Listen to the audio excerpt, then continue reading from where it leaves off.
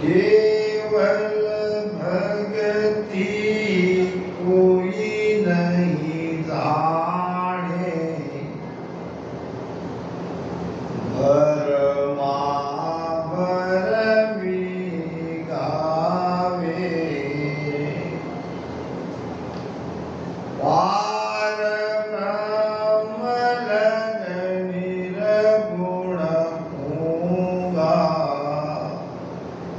फिर पाछा आवे। फरमाते हैं कि केवल भक्ति कोई नहीं जाने।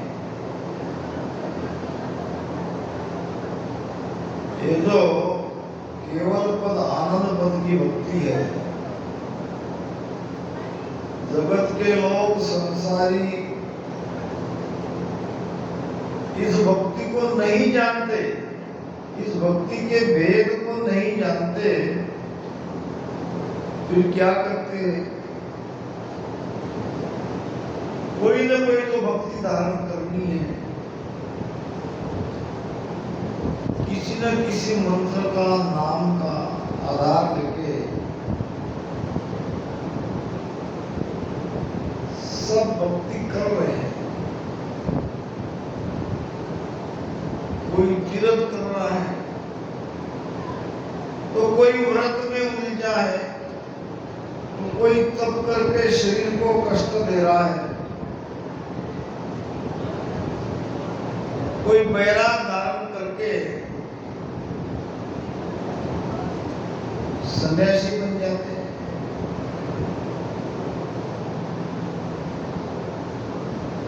कोई पुराण पढ़ते हैं, कोई गीता पढ़ते हैं, कोई वेद का ज्ञाता है।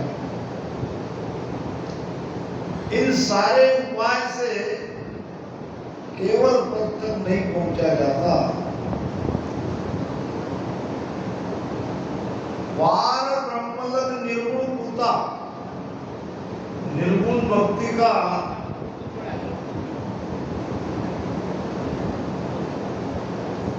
आधार पार नहीं है। भक्ति दो प्रकार की है, एक सगुण, एक निर्गुण। सगुण भक्ति साकार की है, निर्गुण भक्ति निराकार की है।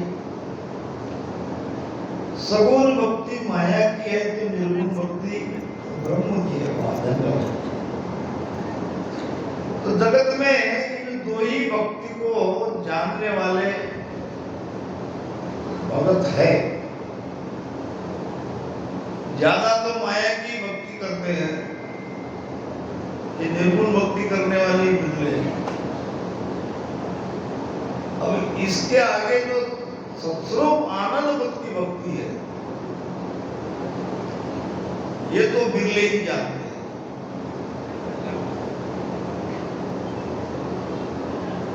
पार ब्रह्मलक की जितनी भी भक्तियां है, जितने भी उपाय है, फिर पाछा आवेगी, वहां से वापस आना पड़ेगा। बंध मुक्त दोनों के आगे मुक्त रूप शुरू हुई, यहां लग सकड़ खबर ले आया, आगे न जाना कोई। बंध क्या, मुक्त क्या? मुक्त रूप किसे कहते हैं? बंध कहते हैं स्वर्ग को, मुक्त कहते हैं वैकुंठ को। स्वर्ग में जाने का उपाय है, जप करने वाले, तप करने वाले, धर्म करने वाले, जो पुण्य करते हैं वो स्वर्ग में तो जाते ही है। इसमें थोड़ी और मैं दुरुस्ती करूं। पुण्य करने वाले, धर्म करने वाले, शुभ कर्म करने वाले स्वर्ग में जाते नहीं, स्वर्ग में जीते हैं। ध्यान रखना इस बात। जो शुभ कर्म करते हैं वो स्वर्ग में जीते हैं, अभी जी रहे हैं। ठीक इसी इसी प्रकार जो पाप करते हैं, जो बुरे कर्म करते हैं, वो नरक में जाते नहीं, नरक में जीते हैं, क्योंकि वो भी जीते जी है और हमारी भक्ति भी जीते जी है। वो तो हर तरह से ज्ञान देना पड़ रहा है गुरु महाराज को। इसका निर्णय महाराज ने एक जगह वाणी में किया है कि यहाँ जो सुख चैन में जी रहा है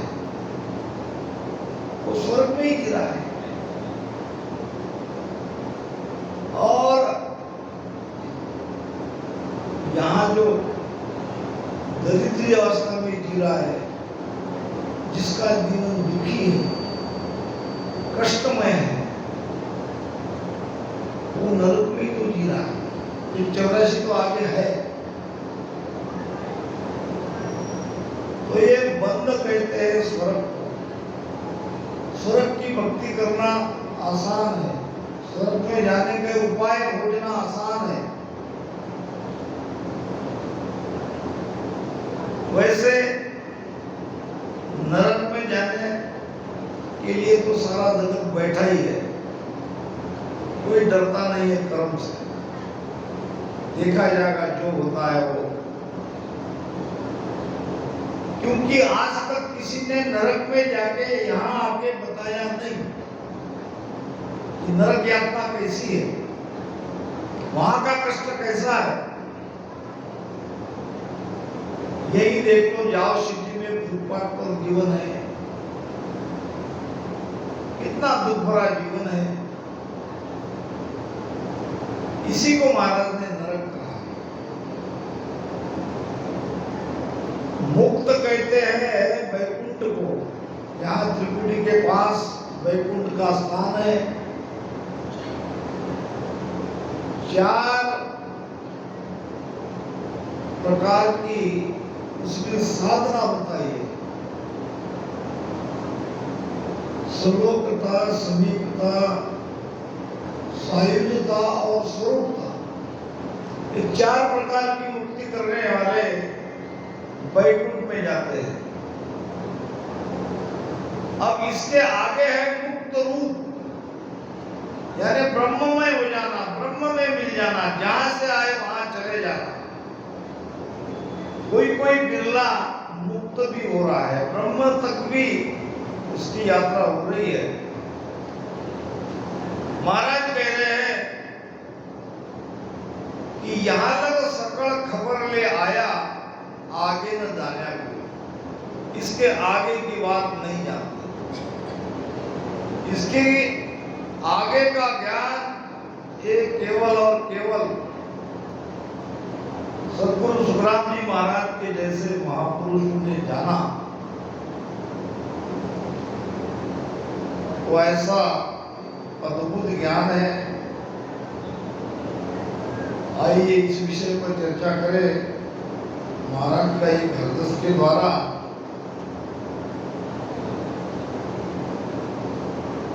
अब गाने में समय ज्यादा लगेगा, इसलिए बिना राग से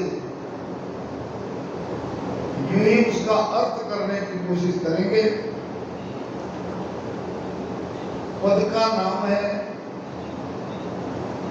संतो गुरु भक्तानी कोई। क्या कह रहे महाराज? अभी जो यहां बताएंगे कौन क्या क्या कर रहा है, कौन सी साधना कर रहा है, इनमें से कोई गुरु भक्ति करने वाला नहीं है। गुरु पद की भक्ति कहना और उचित रहेगा, क्योंकि सत्स्वरूप आनंद पद को गुरु पद भी कहा जाता है।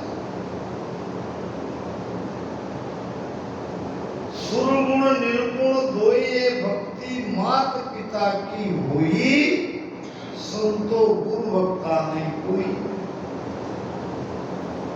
सगुण भक्ति करने वाले, साकार की भक्ति करने वाले, निर्गुण भक्ति करने वाले, निराकार की भक्ति करने वाले, ये दोनों गुरु भक्ता नहीं है। सगुण भक्ति बाहर की क्रिया है, निर्गुण भक्ति श्वासा के आधार से करते हैं। हम ही श्वासा के आधार से करते ऐसी बात नहीं, वो भी तो श्वासा को ऊपर चढ़ाते हैं। तो यह सगुण भक्ति करने वाले माता की भक्ति कर रहे हैं। माता नाम माया, ये माया जीव की माता है और ब्रह्म जीव का पिता है। यानी कोई सगुण भी भक्ति कर रहा है, कोई निर्गुण भी भक्ति कर रहा है, तो वो कुल से अलग नहीं हो रहा है, वो परिवार में ही रह रहा है, कुल छूटा नहीं। महाराज कहते हैं कुल बैराग दो ये रास्ते परा परिसु आवे, कुल में त्याग पलक नहीं ठहरे, ग्रह त्याग नहीं चाहे। एक कुल का और बैराग का आदि अनादि से ये दो मार्ग है, दो रास्ते हैं। और हमारी भक्ति बैराग के रास्ते में आती है, बैराग में आती है। और बाकी सारी भक्तियां ये कुल की भक्तियां हैं।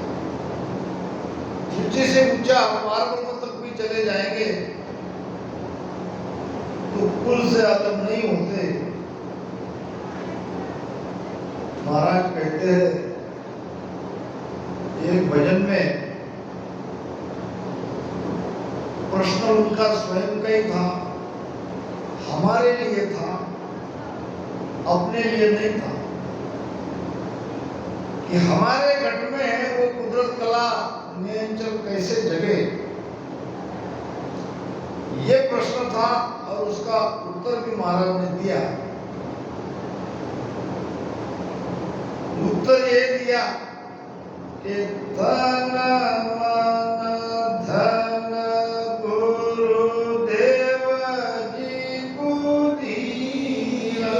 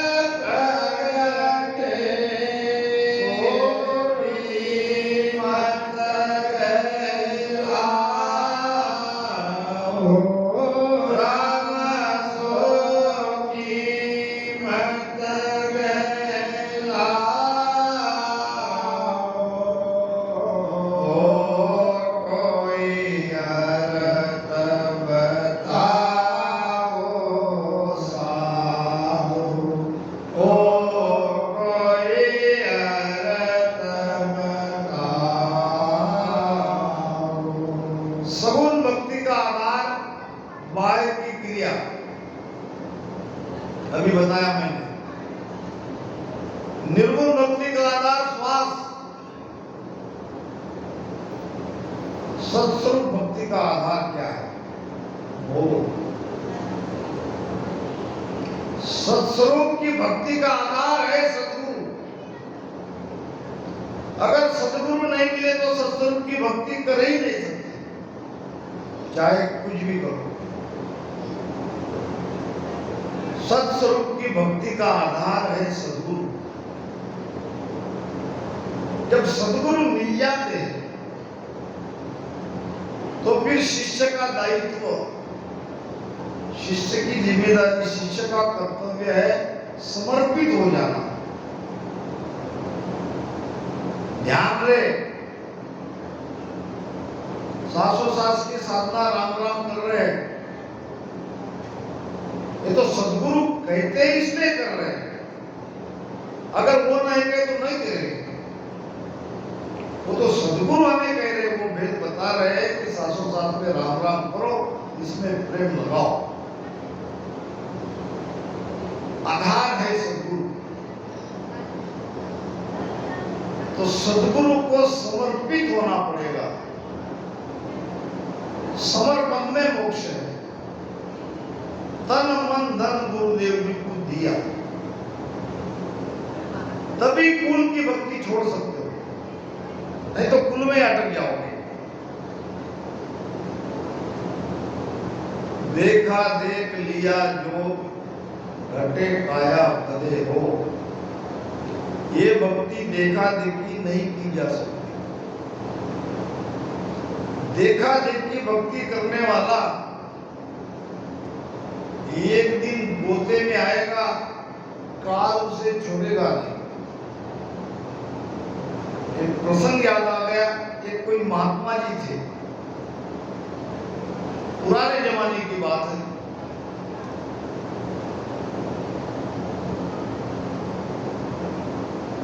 शाम को या रात को वो सत्संग होती थी और सत्संग सुनने के लिए लोग आते थे नियम से। अब उस महात्मा जी ने एक बिल्ली पाल रखी थी और बिल्ली को बड़ा ट्रेन कर दिया। जब सत्संग का समय प्रारंभ होता तो बिल्ली आके यहाँ ऐसे बैठ जाती थी दो पैर पे, और बिल्ली के माथे पर दिया रखता था। अब घंटे 2 घंटे तक वो बिल्ली हिले नहीं, और वो दिए के प्रकाश में जो भी वाणी वाचनी है या ग्रंथ है वो वाचते थे। ऐसा नित्य का दिनक्रम उसका चलता।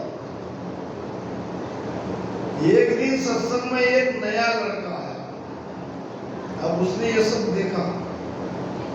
अब जिसको कोई ज्ञान ही नहीं तो वो तो इधर उधर झाकेगा, देखेगा कहाँ क्या है। देखा तो बिल्ली के माथे पर दिया और बिल्ली हिल नहीं रही है, बिल्ली स्थिर है। बड़ा आश्चर्य। घर जाके सोचने लगा, आखिर ये बिल्ली तो है मगर बिल्ली कैसे बैठती है, चलो इसकी भी परीक्षा ले लेते हैं। दूसरे दिन आके उसने एक चूहा जेब में डाल दिया। सत्संग प्रारंभ होने दी और चूहे को छोड़ दिया जेब से। अब चूहा आया आगे, बिल्ली के माथे पर दिया था, दिए के प्रकाश में बिल्ली ने चूहे को देखा। अब चूहे को देखते ही उस पर झपट पड़ी।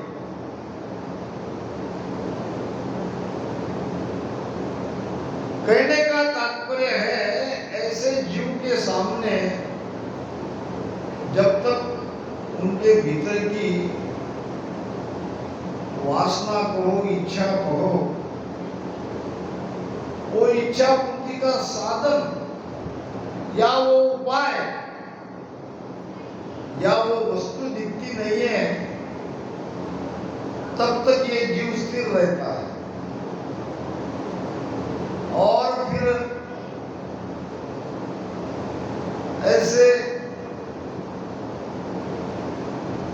वासनामय जीव को वो उपाय दिखते ही उस पर वो टूट पड़ता है। इसीलिए ये पार ब्रह्म तक भी जीव की वासना नहीं मिटती।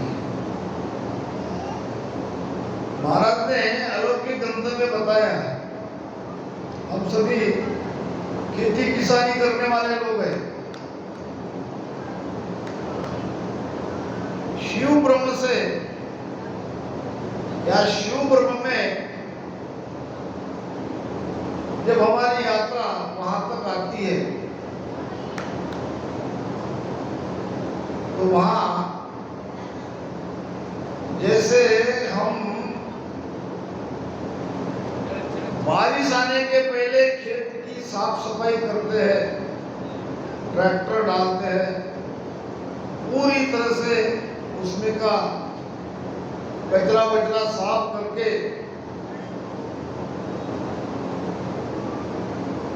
खेती को बीज बोने लायक स्थिति में ला देते, या यूं कहिए ऐसे भी इस महीने में लगभग सारे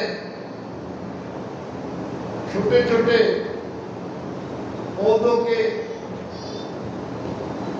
पत्ते सूख जाते हैं, वो पेड़ सूख जाते हैं, जमीन साफ हो जाती है। अब जला भी दिया तो भी आगे क्या होता है, जब बारिश होती है तो वो बीज जो जमीन के अंदर थे उनमें से पौधे निकलता है, वो अंकुरित होते हैं, क्योंकि बीज का नाश नहीं हुआ, बीज जला नहीं।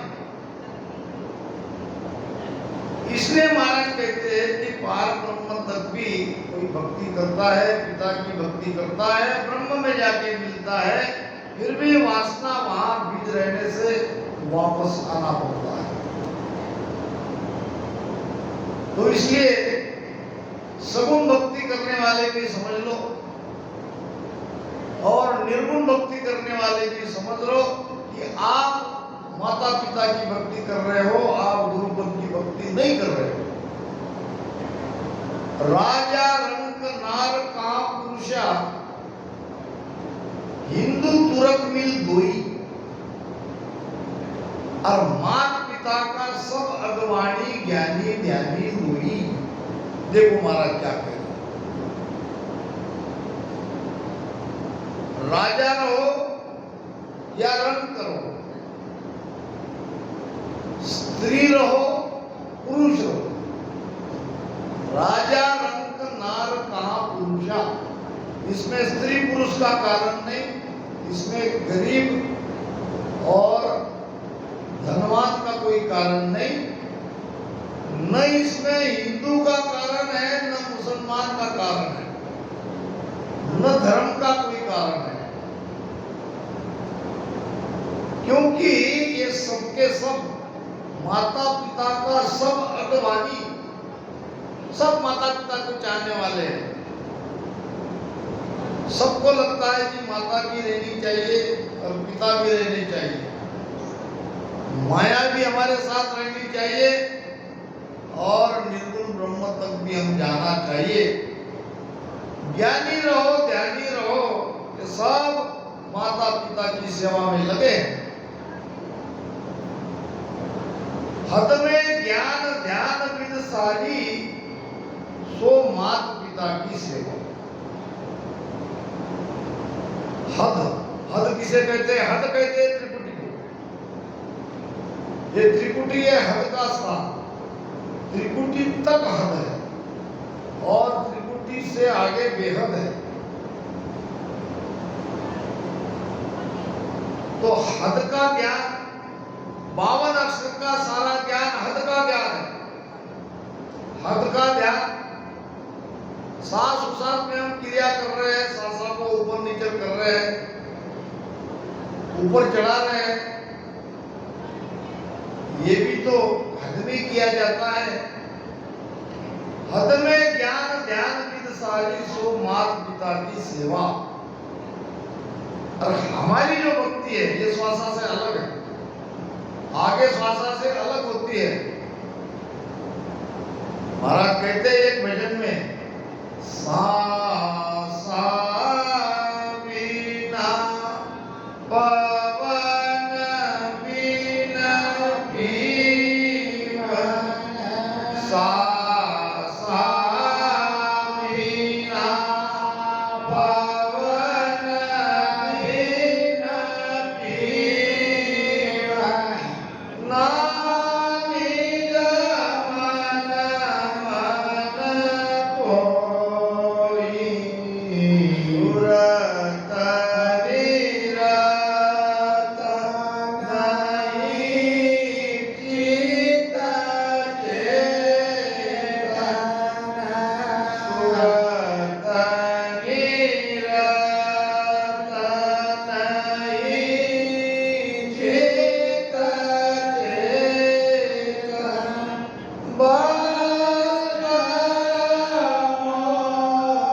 कोई, सुरत निरत नहीं चित चेतन, सुरत निरत नहीं चित चेतन, बस मोल के होई, ओ संतो कहिया पतन नहीं आए, ओ संतो कहिया पतन नहीं आए, कृपा करे दया गुरुदेव की, कृपा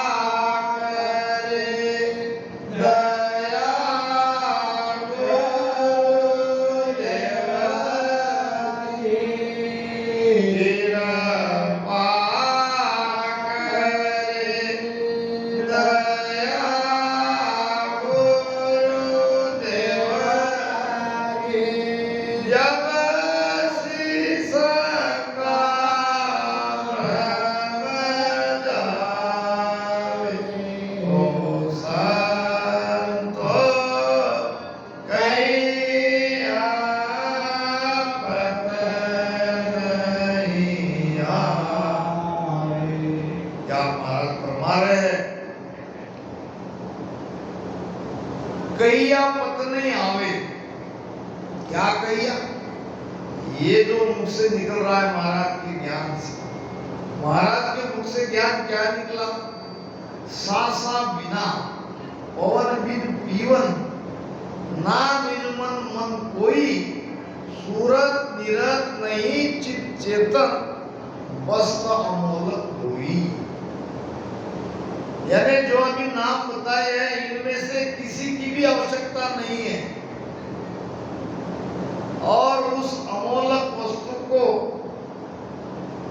हम पा सकते हैं, वहां का आनंद ले सकते हैं।